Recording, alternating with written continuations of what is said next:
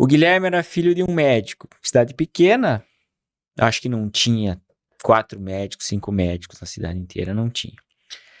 Então, o Dr. Carlos era o médico da cidade. E eles moravam no hospital. O hospital era um hospital que foi construído na década de 70, com recurso do governo. Fizeram um hospital muito grande para a cidade. E o hospital era na parte de baixo e todo o andar de cima ele era desocupado. Então, eles fizeram alguns apartamentos e num desses apartamentos o Guilherme morava lá. E a gente convivia na casa dele ou na minha casa e no apartamento dele lá. E o apartamento dele dava acesso para toda a área, para todo o segundo andar do hospital. E a gente ficava a tarde inteira naquela construção inacabada, só com parede de tijolo, sem reboco. E ali a gente fazia as aventuras de piazada de 5 anos, né? Caçava morcego e dali a gente tinha acesso a algumas áreas do hospital. Às vezes tinha algum um furo de iluminação que você conseguia enxergar a parte de baixo do hospital, ver quem estava passando. Às vezes a gente jogava, fazia uma arte, jogava uma sujeira lá, alguma coisa. Mas essa foi a influência que eu tive para querer fazer medicina, né?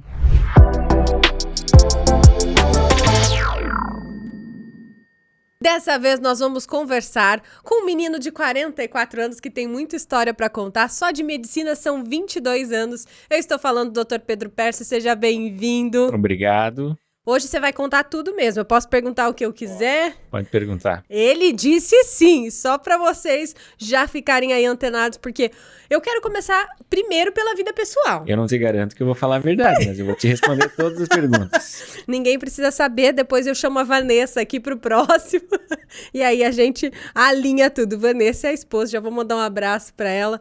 Doutor, para começar, se fosse para você se apresentar, quem é Pedro Perso nas suas próprias palavras? Bom, é uma pergunta difícil, né? Eu sempre começo pela mais difícil. Não, você podia ter começado por uma mais fácil. Bom, eu sou um médico de 44 anos, estou formado há 22. E pautei a minha vida profissional, a minha carreira nas coisas que eu acredito que sejam corretas de serem feitas. Vamos lá.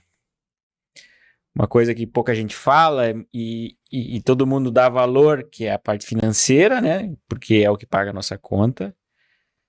Isso sempre teve paralelo nunca foi o objetivo principal. Então, eu nunca corri atrás do dinheiro do paciente. Eu sempre ouvi que o dinheiro tem que ser uma consequência daquilo que a gente faz e eu acreditei nisso e apliquei isso na minha carreira profissional. Quem é meu paciente, quem é meu amigo, sabe muito bem disso. Você se formou aqui em Cascavel, mas você não é natural daqui. Não. Eu sou natural de Barracão, aqui no sudoeste do Paraná, mas eu morei a vida inteira praticamente, quer dizer, até os 14 anos em Dionísio Cerqueira, que é uma cidadezinha.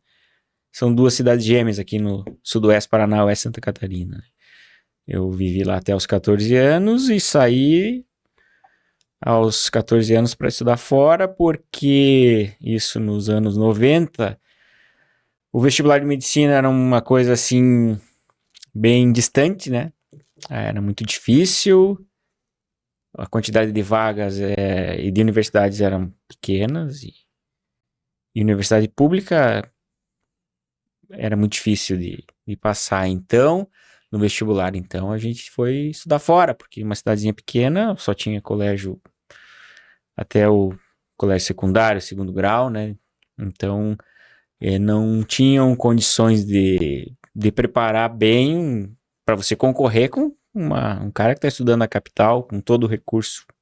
E você saiu aos 14 anos? Eu saí aos 14 anos. Sozinho? 13 para 14, não. Não, a gente, não saí longe, né? Mas assim, naquela época era longe, né? Eu fui estudar em Francisco Beltrão, né? São 70 quilômetros de lá, eu fui com um grupo de amigos, já existiam outras pessoas que tinham seguido esse caminho, então a gente estudava lá durante a semana e voltava final de semana para casa. Tá, e aí o que você fazia em Dionísio Cerqueira pra se divertir? Como é que foi a tua infância? O que marcou a tua infância? Foi uma infância de um menino de cidade pequena de interior, né? Terra, brincadeira de rua, Eram outros tempos, né? Então, saía depois do almoço, voltava. A regra era voltar quando escurecesse. Voltar pra tomar banho e jantar. Exato. E às vezes a gente extrapolava um pouco, né, o horário, mas cidade pequena. Os riscos que existem hoje não existiam naquela época. O risco era cair, se machucar. Algum ralado, hein? Sim. Algum ralado. Você tem irmãos ou você é filho único? Eu tenho 3 irmãs. 3 irmãs. Tenho 3 irmãs. Isso. Você é o mais novo? Eu sou o terceiro. A Gabriela é a mais velha. Não vou contar a idade dela, porque senão ela vai ficar brava comigo. A Miquela, eu e a Ana. Nós somos em Entendi. 4 irmãos. E como é que foi essa convivência no meio das meninas? Quem é que mandava na Guerra, briga, guerra. Principalmente com a Miquela, que é a minha irmã mais próxima, né? Entendi. É a guerra. E o pai e a mãe têm o filho favorito que pai e mãe nega. Sempre tem, claro que sim. Vou te complicar com teus filhos. Sim. Eu te disse que eu não vou te responder a verdade sempre, mas Muito bom, muito bom. claro que tem. E o que teus pais faziam? A minha mãe era professora de colégio estadual público, né? De letras, línguas e letras, né? E o meu pai era advogado. E quem que era médico nessa história aí que te contagiou? De onde veio essa paixão? Na minha família inteira, tanto do lado da minha mãe quanto do lado do meu pai, até hoje eu sou o único médico. É uma coisa bem rara hoje em dia, né? Então, com a popularização do estudo da medicina, 2 faculdades em cada cidade de porte médio, com mais de 80, 100 habitantes, tem pelo menos 1 ou 2 universidades, 2 faculdades de medicina. Então, é muito comum hoje você ter médico na família. Então, mas na minha ainda não, eu sou o único até hoje. E você teve uma convivência assim com a área da medicina que fez você escolher a profissão? Tive. É muito engraçado essa história. Por quê? O meu melhor amigo de infância, a gente tem vários melhores amigos ao longo da vida, né? Mas assim, na minha primeira infância, ali até 10, 12 anos, o meu melhor amigo era o Guilherme. Depois eu vou mandar esse link para ele assistir, acho que ele não sabe essa história. O Guilherme era filho de um médico. Cidade pequena, acho que não tinha 4 médicos, 5 médicos na cidade inteira, não tinha. Então o Dr. Carlos era o médico da cidade. E eles moravam no hospital. O hospital era um hospital que foi construído na década de 70, com recurso do governo. Fizeram um hospital muito grande para a cidade. E o hospital era na parte de baixo e todo o andar de cima ele era desocupado. Então eles fizeram alguns apartamentos e num desses apartamentos o Guilherme morava lá. E a gente convivia na casa dele ou na minha casa e no apartamento dele lá. E o apartamento dele dava acesso para toda a área, para todo o segundo andar do hospital. E a gente ficava a tarde inteira naquela construção inacabada, só com parede de tijolo, sem reboco. E ali a gente fazia as aventuras de piazada de 5 anos, né? Caçava morcego e dali a gente tinha acesso a algumas áreas do hospital. Às vezes tinha algum furo de iluminação que você conseguia enxergar a parte de baixo do hospital, ver quem estava passando. Às vezes a gente fazia uma arte, jogava uma sujeira lá, alguma coisa. Mas essa foi a influência que eu tive para querer fazer medicina, né? E aí você veio para Cascavel, fez a tua vida aqui. Quando você terminou a faculdade, o plano nunca foi sair de Cascavel? Bom, aí é o seguinte, eu passei no primeiro vestibular que eu fiz, eu só fiz o vestibular 1 ano. E num dos lugares que eu passei foi aqui, 200 quilômetros de casa, era o lugar que eu queria vir, né? Mais pertinho dos perto que de você tinha casa. passado. É. E aí a vida, fui sair fazer residência, naquela época não tinha residência aqui, só tinha graduação, eu sou da primeira turma de medicina da Unioeste, né?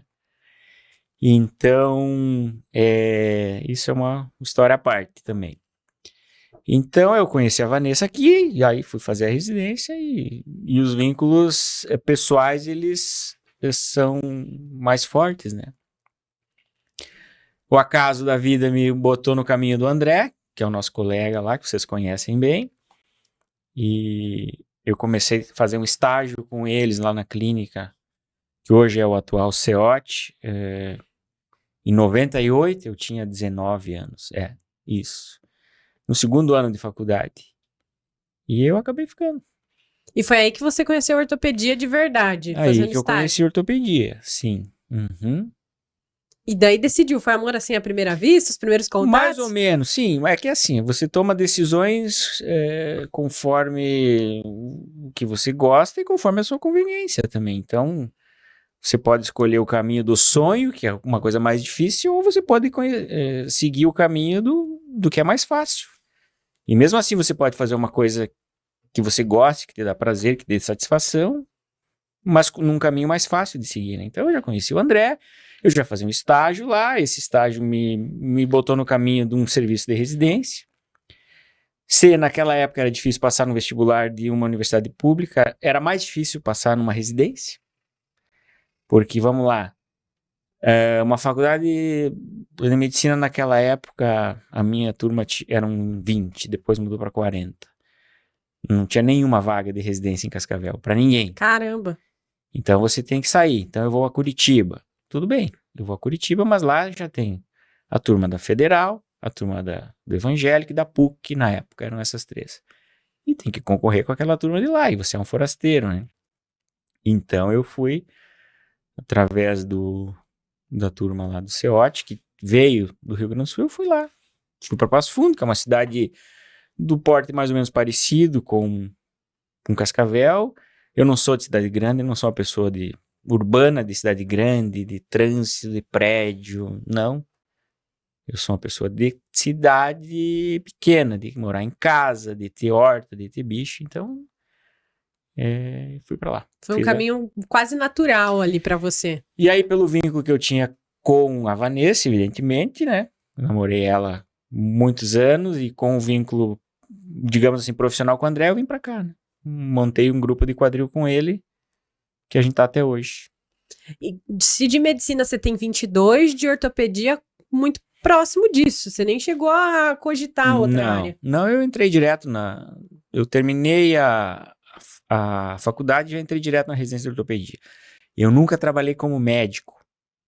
Só com ortopedista Sim, específico. Como médico, de atender em pronto-socorro, de atender dor de garganta, dor de barriga, essas coisas que o médico recém-formado sai e vai trabalhar num pronto-socorro, num posto de saúde, era um pavor para mim, porque eu não tinha vivência, tinha conhecimento teórico da faculdade, mas eu não sabia tratar uma. E aí você decidiu ortopedia, e aí me corrija se eu estiver errada. Nem todo ortopedista é cirurgião ortopedista. A cirurgia vem em que ponto? Não, ainda é. Ainda é, sim. A ortopedia, ela tá se dividindo, digamos assim. Não se dividindo, mas abriu um espaço para uma parte que a gente chama de parte clínica, que são as áreas da medicina que não envolvem cirurgia. Então você tem, por exemplo, cardiologia clínica e cardiologia cirúrgica, né? Você tem o médico gastro, que atende e trata as doenças com medicamentos e outras terapias, e você tem o cirurgião. A ortopedia, agora que tem médicos que se interessam pela ortopedia, mas não tem afinidade com cirurgia. Porque a cirurgia em si, seja ela ortopédica ou não, ela envolve habilidade manual, envolve gostar de lidar com ferramenta, com talher, enfim, né? Então é isso. Mas você faz a residência de ortopedia direto. A gente chama de ingresso direto. Eu não preciso fazer uma outra área, eu vou direto e a cirurgia está lá desde o início. Desde o início. E agora você tem a oportunidade de ajudar a formar outros profissionais. Você vê lá o Pedro como residente, agora ele como professor. Você consegue olhar para essas duas, o que você passou, você tenta evitar que eles passem, porque dizem que a faculdade de medicina é uma das mais desafiadoras. Você ainda tem essa visão? Não é verdade. Por que não é verdade? Veja só, a faculdade de medicina, ela tem um volume muito grande de conteúdo. Cada vez mais. Veja só, há 5 anos atrás, ninguém precisava estudar nada sobre Covid. Nada, não existia Covid. Há 20 anos atrás, 25, talvez um pouquinho mais, ninguém precisava estudar nada sobre AIDS. Não existia. Isso só foi aumentando, só foi agregando. E ao mesmo tempo que você precisa estudar Covid, você precisa estudar lepra. Porque de repente, daqui a pouco aparece uma pessoa com hanseníase, que é o nome técnico, né, da lepra. Mas você precisa saber. você precisa saber os sintomas e tratamento de peste negra, porque volta e meia uma Pode pessoa acontecer. viaja e vai, a bactéria ela continua por aí, né? Tá? Uhum. Nós tivemos aí a poliomielite que foi erradicada, mas não interessa, tem que saber vacinação, etc. Ela está no nosso conteúdo, né? Então, a quantidade de informação é muito grande, né? E a diferença da década de 90 para agora é que ainda tem o apoio da internet. Isso foi prejudicial ou foi positivo na tua visão? A tecnologia é favorável, é benéfica. Não adianta eu dizer. Quem fala que na minha porque na minha época, isso é um discurso clichê, é horroroso isso. Porque o meu filho não brinca na terra. Não, claro que não, ele brinca de videogame. É muito mais legal você jogar videogame do que jogar peão. Quem fala isso, quem fala o contrário tá errado, tá? Então, assim, a tecnologia ela ajuda, ela é benéfica, ela é favorável no seguinte aspecto. Veja só. Na minha época, como é que a gente fazia para estudar um conteúdo? Ou você comprava o livro, e os livros eram caros, ou você ia na biblioteca e emprestava esse livro, assinava lá, dizendo que você ia devolver dali tantos dias, senão você tinha que pagar uma multa. Tinha que torcer para esse livro estar lá, e para que ninguém tivesse arrancado as páginas dele, tá? E aí você pegava o livro e estudava, fazia o teu resumo no caderno, escrevia, enfim, era assim, tá? Hoje não, hoje você tem o livro em PDF. Faz as anotações ali rapidinho. Eu acho que um pouco se perde, porque toda vez que você escreve um conteúdo, você tá estimulando o teu cérebro com várias vias para ele memorizar aquela informação. E se você lê uma informação, é uma via que você está usando para o teu cérebro, né? Agora, se você lê e escreve, você está usando duas, e se você fala, você está usando três, enfim, o cérebro... Tem vários recursos, né?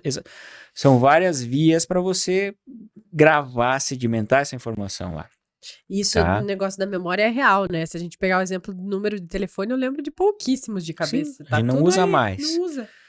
Outra evolução que a tecnologia ajuda muito. Se o livro era difícil, e o livro assim era um compilado, o livro é um compilado de artigos científicos.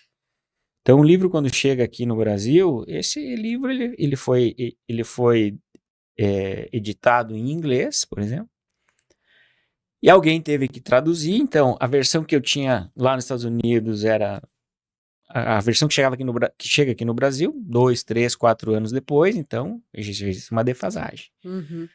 Hoje não. Hoje você pega, você estuda no artigo na fonte. Você senta no computador, digita lá no site. Às vezes você precisa comprar o artigo, isso não é barato. Recentemente eu fui dar algumas aulas lá em Curitiba e eu tive que fazer um compilado de artigos e, esse artigo aqui é interessante, eu preciso dele.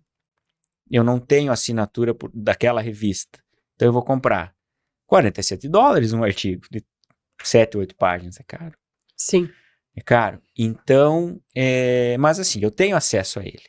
E hoje tem sites que craqueiam esses artigos, né? Então, de repente, se você tiver sorte... Para o estudante é vantajoso, tem, né? Tem sites, tem canais no Telegram, principalmente, que os estudantes, eles compartilham livros em PDF. E eu posso falar até por mim. Faz 10 anos que eu sou formado. Na minha época era a Xerox. Não era nem o PDF que a gente tinha o hábito de usar. Alguém tinha e você pegava o PDF ali e ia todo mundo pra xerocadora. Sim, hoje tinha nem tem setor, não tem mais. Enorme. E ele era terceirizado. E tinha que fazer licitação, porque a quantidade de dinheiro que girava tirando cópias, quanto era? 5 centavos uma cópia? 10 centavos? De página. Enfim, né? Outra realidade. E o que veio também, que eu vejo, né, que eu imagino, vocês têm que se atualizar com muito mais constância com essa evolução que nós temos hoje e tem que passar isso para o aluno. Como é que você faz para ser um bom professor? Que eu sei que essa é uma normativa para você, né? Você é muito dedicado. O meu conceito de professor é o seguinte: professor é uma pessoa que transmite conhecimento. A gente não ensina nada. Ah, eu vou te ensinar. Não, eu não vou te ensinar nada. É meio pedante eu querer dizer, eu vou te ensinar, quer dizer que eu sei e você não sabe. Não, eu sei porque eu já adquiri esse conhecimento. Então eu vou transmitir para você, mas eu não inventei nada, entendeu? Agora, claro, para o estudante de medicina, a gente parte do princípio seguinte: existe um conteúdo básico que ele tem que aprender, de todas as áreas, porque ele tem que aprender um pouco de tudo. Agora, não tem como eu ensinar ele ou transmitir o conhecimento para ele de como é feita uma cirurgia de revisão de prótese de quadril, que é a troca de uma prótese que o paciente já tem e por algum motivo ele precisa trocar. É algo assim ultra especializado, que é o que a gente faz no dia a dia. Mas a gente procura sempre usar os melhores recursos audiovisuais e de conhecimentos para poder tornar a aula um pouco mais palatável, digamos assim, né? Porque a porcentagem de estudante que gosta da área de medicina é pequena, em toda a turma é pequena. Tanto é que a ortopedia tem algumas faculdades que não é nem obrigatória, é uma cadeira opcional. É um Nossa, eu não absurdo, sabia porque disso. é isso. E assim, talvez eu esteja errado, se alguém estiver assistindo aí e souber uma informação mais precisa, mas, por exemplo, quando a gente começou na FAG, que é o lugar onde eu dou aula de ortopedia, isso foi em 2011, na época era opcional. A grade curricular do MEC para as faculdades de medicina, a ortopedia era opcional. Isso era um absurdo, porque, veja, num pronto-socorro, qualquer pronto-socorro de qualquer hospital de qualquer cidade do Brasil, boa parte, assim, talvez uns 30%, 40% dos atendimentos, eles envolvem ortopedia. É uma Só os criança que cai, quebrados. que quebra, é uma dor nas costas, é de estender o músculo. Pra mim, poxa, por que esse cara tá vindo aqui com uma distensão muscular? Sim, pra mim tá óbvio que é aquilo ali. Agora, ele não sabe o que é, então, as pessoas vão no pronto-socorro por causa disso. E não tá errado, tá certo, tem que ir mesmo. Mas, e como é que você vai formar um médico para atender em pronto-socorro ou posto de saúde? Que a Sem ele ter principal esse conhecimento. causa, motivo de consulta é dor nas costas, muitas vezes, sem saber o que ele está lidando, né? E você vê uma diferença do profissional médico de hoje? Tem características específicas, porque a gente fala muito da dificuldade do mercado de trabalho para as gerações, né? Que a gente tem as gerações muito diferentes. Tem. Isso tem acontecido na medicina, na tua visão? O que está acontecendo? Vamos lá. Eu não sou um médico antigo, eu tô no meio né? Eu tô no... Fala que é jovem, doutor, a gente deixa, Tudo você é bem, jovem. mas eu não sou um recém-formado, mas eu não tenho 40 anos, 30 anos de carreira. Eu tenho 22, tá? Então eu tô no meio. Então eu transito nos dois mundos, né? Eu vivi uma situação há 2 anos atrás, quando o meu filho ficou doente. O Felipe ele teve uma complicação da Covid, uma coisa que ninguém sabia, e uma coisa que na época, no Paraná, ele era o terceiro ou quarto caso.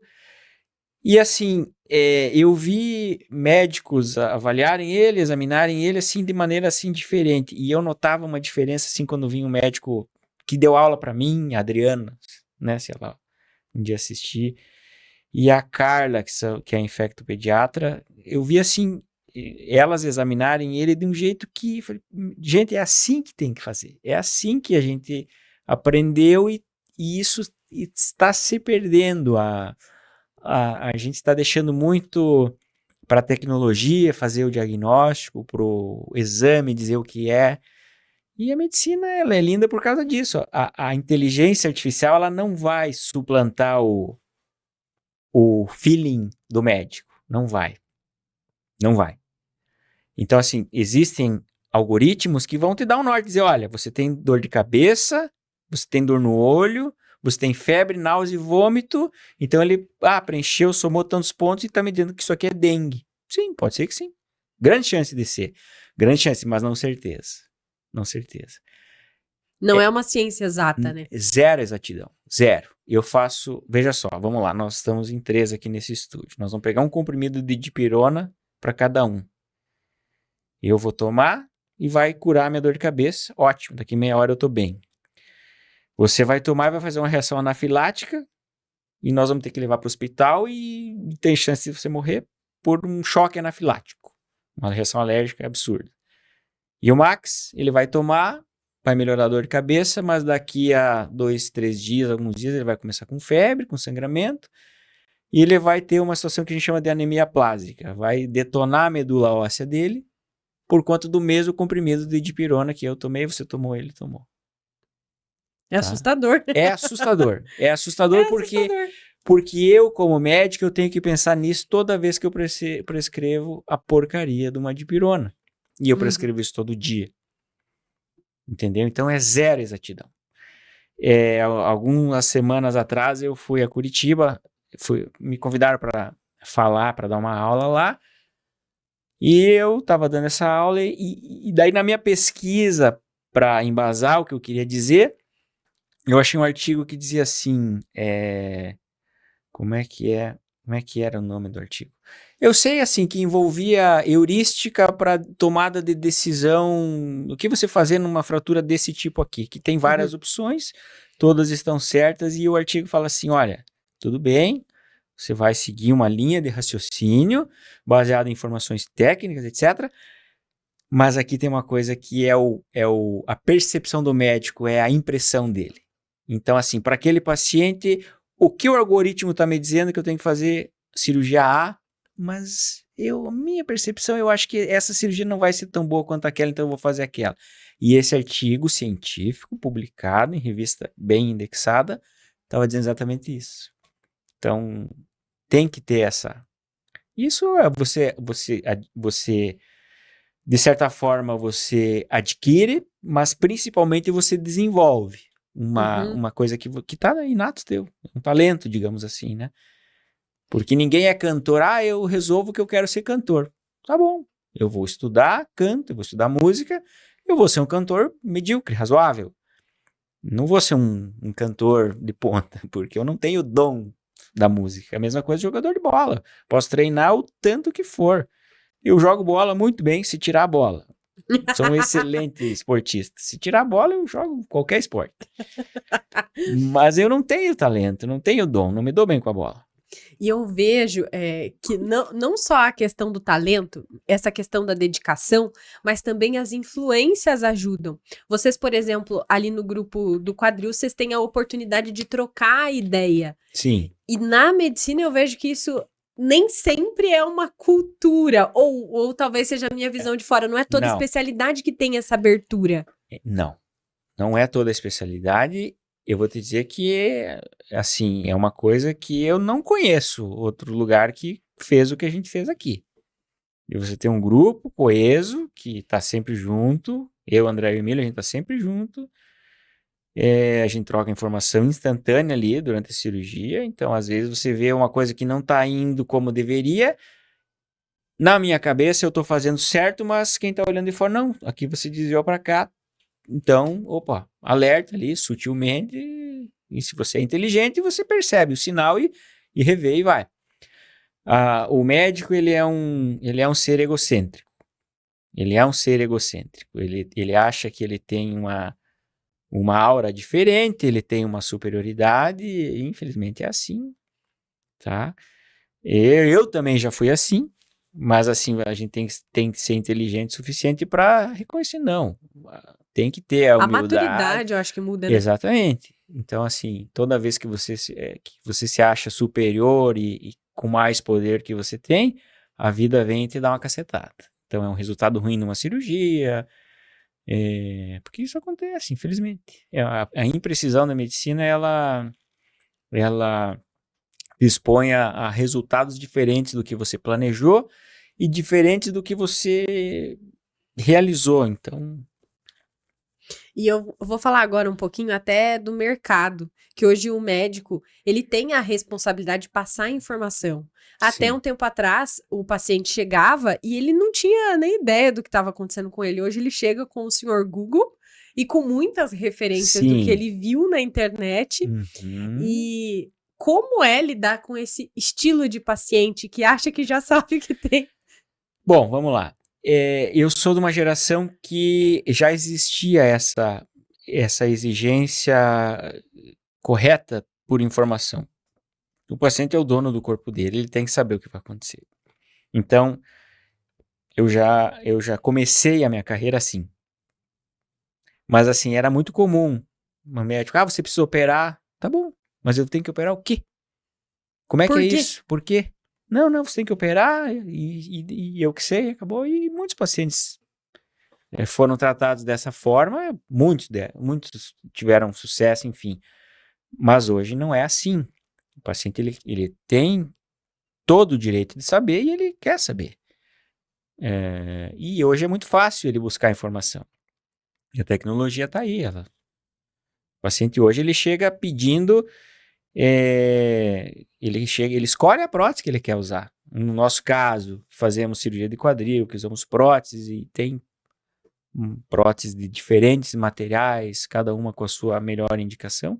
Ele chega dizendo, ele quer aquela ali, tá? Não, tudo bem, eu faço, né? Mas eu vou te explicar aqui quais são as vantagens e as desvantagens de cada uma delas, né? Tá? E em relação à informação que não chega da maneira certa, aquela questão assim, esse tratamento só eu faço, isso aqui não é indicado, se eu fosse você, porque eu acho que é do ser humano, não sei você, mas se é pra gente fazer uma cirurgia, o quanto você puder evitar, a gente vai evitando, né? Isso Algumas, acontece. sim. O que acontece? Algumas doenças, elas são passíveis de tratamento sem cirurgia, claro, mas algumas não. E assim, em teoria, a cirurgia é assim, você tem um problema, você vai lá e você tira ele com a cirurgia. Ou você põe alguma coisa que supra a necessidade daquilo que está faltando. Em tese é isso. É que o tratamento clínico ou o tratamento cirúrgico, eles não concorrem, porque a cirurgia trata doenças que o tratamento clínico, com remédio, fisioterapia, enfim, ele não resolve, né?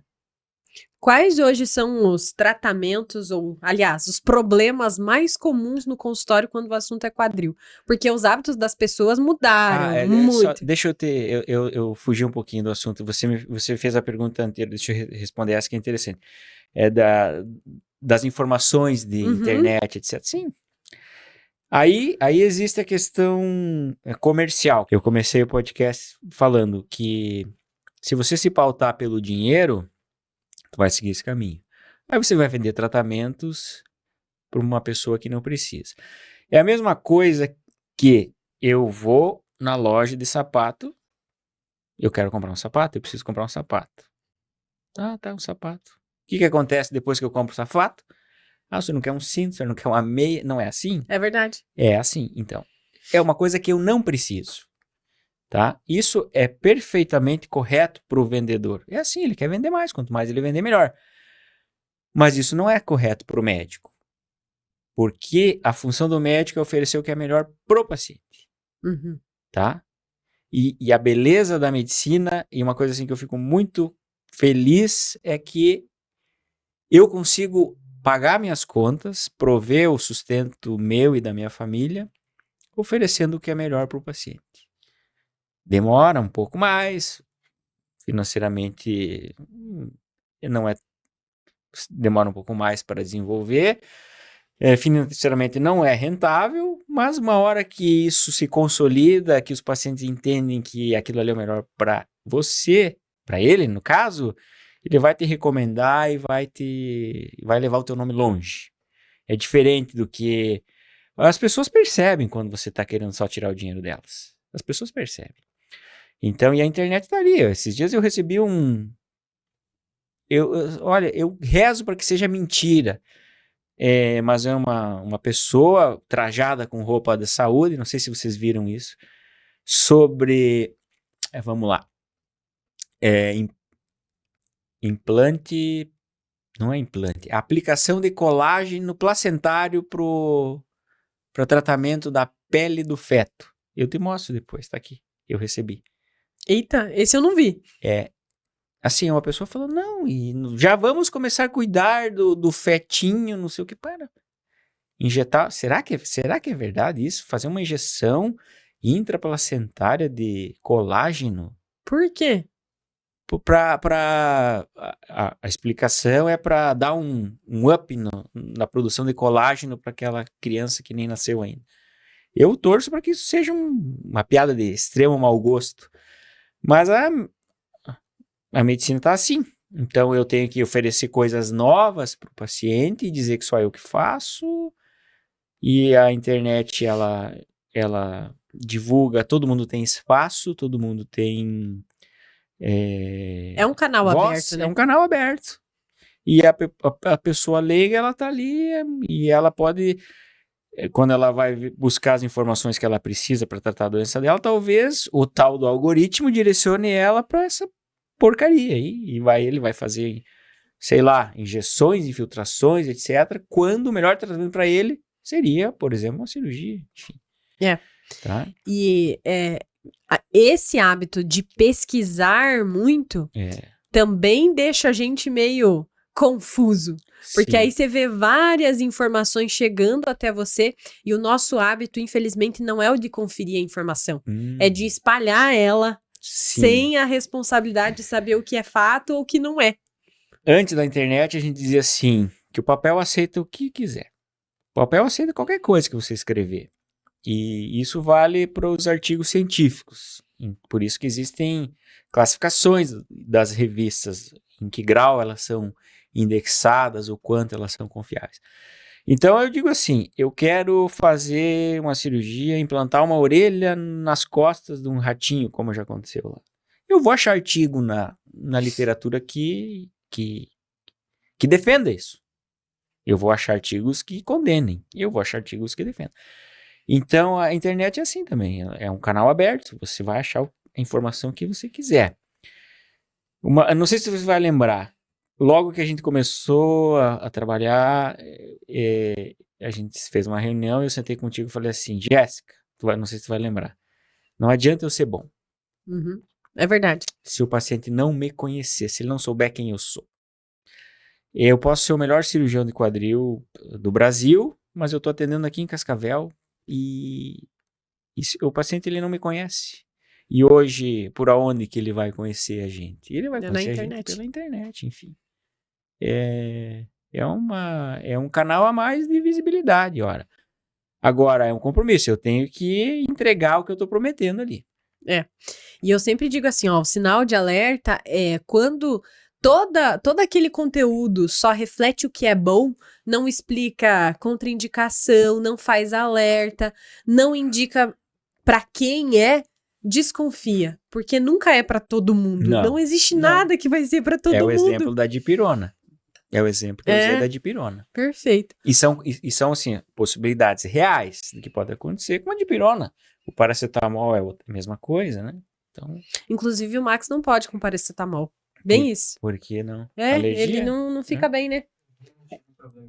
Já deu quase uma perda total no menino. Então. Mas, doutor, para finalizar essa parte médica, porque eu quero fofocar da vida pessoal, o que te faz tão feliz na profissão que você escolheu? Porque a gente percebe que essa dedicação é muito... te faz feliz, né? Te completa no dia a dia. Olha, o que faz qualquer cirurgião feliz é o resultado. É resultado. Hoje eu atendi uma paciente que a gente fez a cirurgia dela em março. Era a quarta cirurgia dela. Caramba. Ela estava praticamente acamada há 3 anos. Ela fez uma cirurgia. Isso é muito chato que eu vou dizer. Foi num outro lugar. Não, poderia ter sido comigo, mas uma cirurgia que não deu certo. Ela estava tirando férias lá no Nordeste, fez uma cirurgia lá, caiu, sofreu um acidente lá, fez uma cirurgia complexa, grande, difícil, realmente. Essa cirurgia não deu certo, a gente foi reoperar ela aqui. Quando eu fui reoperar ela, a cirurgia dela não tinha dado certo porque tinha infecção. Então a gente teve que tirar o que tinha de prótese, etc., tratar a infecção, curar a infecção, para depois reconstruir de novo. E a gente fez essa terceira cirurgia ano passado, e essa cirurgia fui eu que fiz, não deu certo. A prótese que eu fixei, ela veio fazer um raio-x com 1 mês e pouco, estava tudo fora do lugar, e agora? Quarta cirurgia, Nós operamos ela em março. Isso, finalzinho de março. E ela veio hoje. Ela estava acamada há um mês, assim, por conta da cirurgia, mas ela estava sem andar há 3 anos, né? E hoje nós botamos ela em pé. E ela ficou em pé, ela saiu andando. Nossa, a satisfação dela, a alegria dela e a minha também, porque a gente fica apreensivo. Uma cirurgia grande, enorme. E eu já tinha feito uma cirurgia parecida há meses atrás e arrancou o osso dela. Parece que não aceitou aquele implante, enfim. Então esse resultado é fantástico. O paciente está acamado. Um mês depois ele está andando e daqui um mês ela vai abandonar o andador, vai usar uma bengalinha. Não tenho pretensão que ela ande completamente sem auxílio, porque são 5 agressões. Ela sofreu um acidente grave, 1 cirurgia, 2 cirurgias, 3 cirurgias, 4ª cirurgia. São 5 agressões para articulação e para o osso.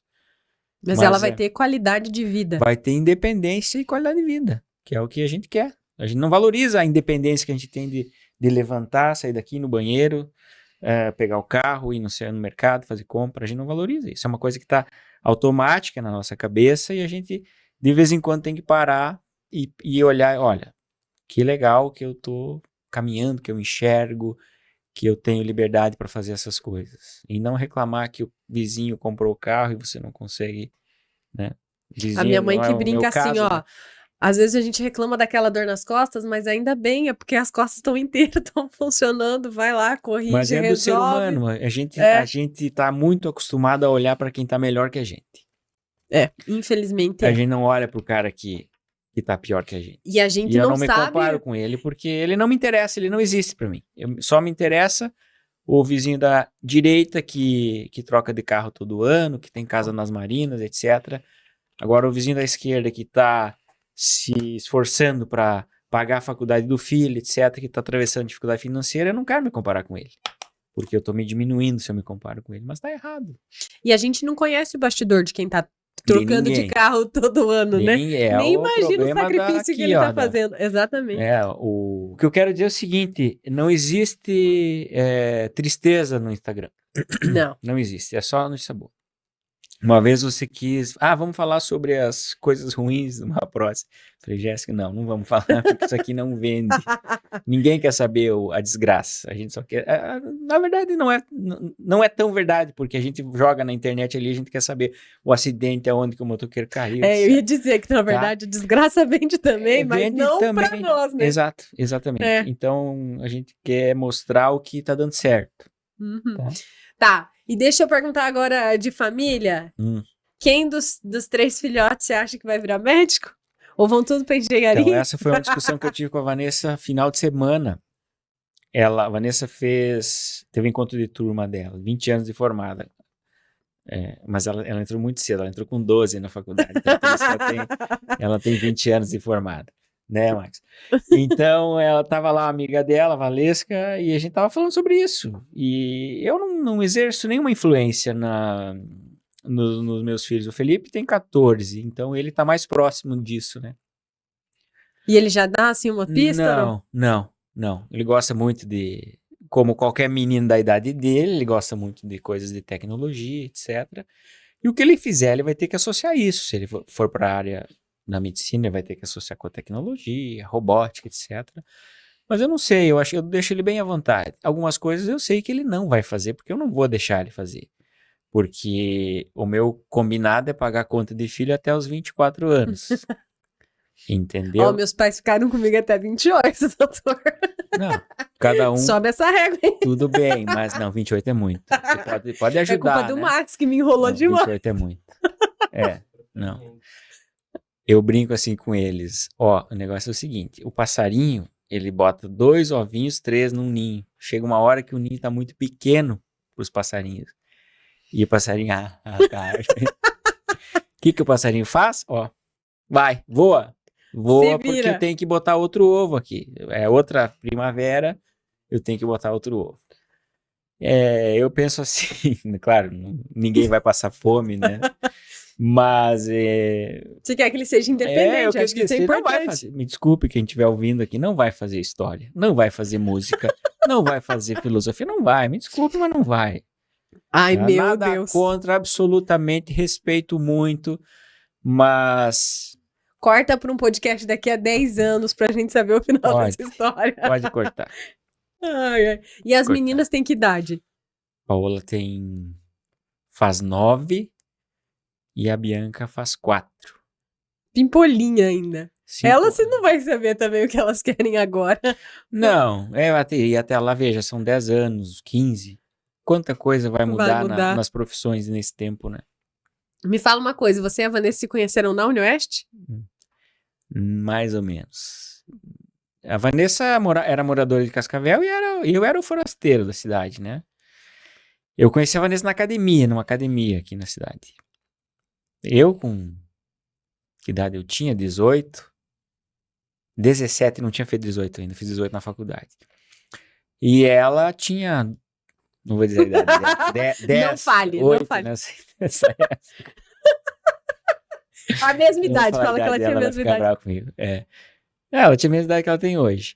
Enfim, e eu conheci ela lá. E aí assim, eu não sou uma pessoa que acredite muito em destino, etc. Mas assim, quando eu paro para pensar as coisas que aconteceram na minha vida, Pode ter tido uma mãozinha. eu tenho certeza que sim. Não só no caso dela, mas assim, outras coisas que aconteceram, eu sei lá, eu não acreditava em destino, eu não acreditava em energias te direcionando, mas hoje eu acredito. Eu acho que isso tem todo fundamento. Eu conheci a Vanessa na faculdade e na época tinha um colégio, um cursinho aqui na cidade que tinha um convênio com a universidade, com a Unioeste. E ele levava os alunos lá para introduzir o aluno na universidade. E a medicina, ela é a vedete de qualquer cursinho. Sim. Tá? Você não vê. E aprovou não sei quantos em sei lá o quê. História. Você não vê. Não vê. Eu digo assim que se somar os primeiros lugares e todas as vagas de medicina, deve ter umas 800 vagas de medicina, porque cada cursinho aprova 200. E o primeiro lugar é daqui, então enfim. Ele tinha esse programa e um dos meus colegas de faculdade, ele era professor desse cursinho. Ele dava aula lá de biologia, etc. Passou na faculdade e ele levava os alunos lá. E numa dessas idas de turmas, era a turma da Vanessa e da amiga dela. E aí eu já conheci ela lá, já linkei, já marquei ela na paleta. assim. Essa aqui deu match, né? Se fosse o Tinder. Sim, mas ela não dava nem bola pra mim. Era um coió, né? Eu não tinha dinheiro, eu estava numa faculdade pública, né? E ela era, enfim. Mas aí as coisas vão se desenvolvendo, né? A gente começou a namorar na faculdade, entre indas e vindas. Esse final de semana a gente fez 17 anos de casado. 17 uma anos de história, casado, é uma né? história, sim. Bastante tempo. Onde Mas você... eu não sei se a gente estava falando antes de começar, ou se a gente já falou sobre isso, sobre a percepção do tempo. Como é que... Sim, Não, antes de começar. então. Como o tempo passa? Sim, o tempo passa. Eu nem vi passar, não. Eu vi. Só olhar a quantidade de coisas que aconteceram, que você fez, você vê que realmente se passaram 20 anos e que você produziu um monte de coisa. Agora, quem fica sentado só olhando, rolando ali o scroll daí a vida passa e você não fez nada. Realmente não fez nada. Então é uma vida pouco frutífera, né? Pra gente finalizar aqui, se fosse pra você recontar a tua história, se encontrasse lá o Pedro antes dele sair de Dionísio Cerqueira, Uhum. você mudaria alguma coisa? Você diria pra ele, muda isso aqui, muda aquilo lá ou não? Você é super satisfeito com a sua história, agora que você conhece o final, o que você diria pra ele? É que assim, depois que você conhece o final, fica fácil, né? Então, assim, eu digo assim que o sonho de qualquer pessoa deveria ser o seguinte: eu tenho a experiência que eu tenho hoje com a energia que eu tinha quando eu era novo. Ou, de uma maneira assim um pouco mais chula, ter o dinheiro que eu tenho hoje com a idade que eu tinha aos 18. O ideal. Não tem, ninguém ganha, ninguém vence.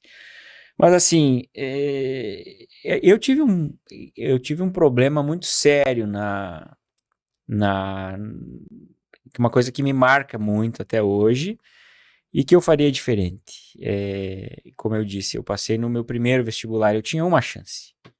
Eu tinha uma chance. Eu não ia ter chance de fazer cursinho. Eu fiz o 2º grau, o terceirão ali, e fiz o vestibular e passei.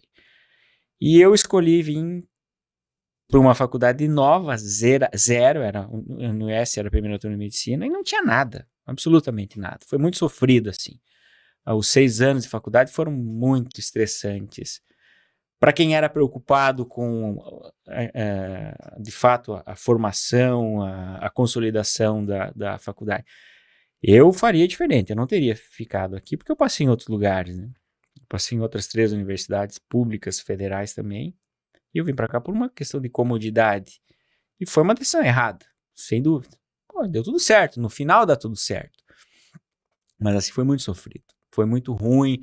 A faculdade não tinha reconhecimento, a gente tinha algumas coisas para aquele ano letivo, algumas falhas nas cadeiras, essa aqui não vai ter professor esse semestre que vem a gente faz um intensivo, tem aula de histologia, mas não tem laboratório. Então, tudo na teoria. as coisas foram se desenvolvendo conforme, é que nem você construir um carro com o carro andando, basicamente é isso. Então isso foi muito sofrido, foi muito, marcou a nossa turma de uma maneira muito negativa. Dizer, a faculdade é a melhor fase da vida. Para mim não foi, porque por causa dessa questão. Você gastar a tua chance de entrar numa faculdade pública de medicina e chegar no final e dar com os burros na água e começar do zero, como quase aconteceu com uma outra turma que veio antes da gente. A minha turma de medicina, que ingressou em 97, ela foi unida com uma turma que havia ingressado em 95, fez vestibular em 95. Eram outros, não eram 20 alunos, porque muitos desistiram, foram seguir outro caminho. Começaram de novo, tiveram outra chance. Mas ali tinha, se eu não me engano, 13 alunos que se juntaram conosco. Então, eles estavam ali há 2 anos, estudando, fazendo, e chegou, o que vocês fizeram nesses 2 anos não valeu, mas vocês não perderam o vestibular, vocês vão entrar com essa turma aqui e vão começar do zero de novo. Então, para não começar absolutamente do zero, eles concluíram uma cadeira, uma matéria, para dizer, olha, essa aqui é a turma de 95. Então, nossa, que complicado. Sim, foi. Daí a nossa turma também era assim. Tem coisa para esse ano? Vamos fazer. O ano que vem, não sei. Tem que fazer concurso para ter professor. No sistema público, as coisas não são fáceis. Você não faz concurso de um dia para o outro. Não. Você não compra um equipamento de um mês, de um semestre para o outro. E aí você faz a licitação para comprar lá, sei lá o quê, qualquer equipamento. Tem que aprovar a licitação para daí fazer a licitação. E não sai, não tem verba. Então, foi muito ruim. E assim eu faria diferente, porque seria mais confortável na minha vida. Mas, por outro lado, eu não teria conhecido a Vanessa, eu não teria conhecido o André, eu não estaria aqui hoje, enfim. Não sei como é que seria. Não teria feito ortopedia, quem sabe? Mas eu digo assim, toda vez que você dobra uma esquina, esquece o que está para o outro lado. Esquece. Eu sou dessa... Isso é comum no consultório. Quando dá errado uma cirurgia. Você, mas por que eu operei? Esquece isso. A gente decidiu que a cirurgia era o melhor tratamento, deu errado, esquece o resto. Vamos resolver. Então não dá para você ficar pensando, e se eu não tivesse feito? Sim, se você não tivesse feito, você estaria com a perna torta, sei lá o quê. Né? Do mesmo jeito de antes. Pior, talvez, né? Então, mas as pessoas se arrependem e isso é uma coisa que eu faria diferente. Muito bem. Sim. Adorei a sua visita. Promete voltar? Se for convidado, sim. A gente vai convidar ele, Max? Acho que sim. Aprovado. Gente, a gente se vê no próximo...